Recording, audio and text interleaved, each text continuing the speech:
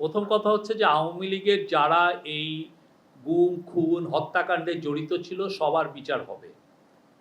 এটা স্পষ্ট এবং আজকের যে রিপোর্টের পরে আপনারা দেখেছেন ইউএন এর হিউম্যান রাইটস অফিস হচ্ছে ওয়ার্ল্ডের most respected human rights organisation.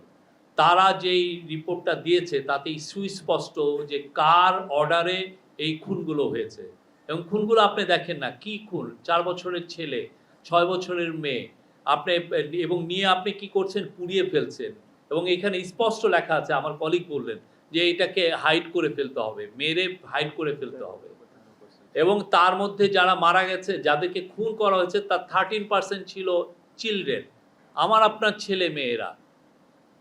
তো সেই বিষয়ে আমরা আবারও বলছি, যারা যারা এগুলো ইনভলভ ছিল, যাদের হাতে রক্ত, সবার বিচার হবে।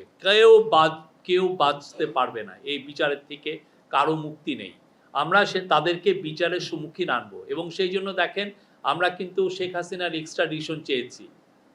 শেখ হাসিনা এখানে মেন, উনার নির্দেশে এই ঘটনাগুলো ঘটেছে, এই খুনগুলো হয়েছে।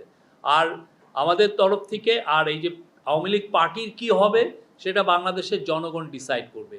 এত কিছু তারা তো দেখছে কি করেছে, গত 15টা বছর কি করেছে, তারা উন্নয়নের গল্প শুনিয়েছে, কিন্তু আমরা যে দেখলাম শুধু ডার্ক আর সেখানে আমাদের কলিগ একটা দিয়েছে যে ওইখানে আপনি দেখতে হলেও বড় আপনার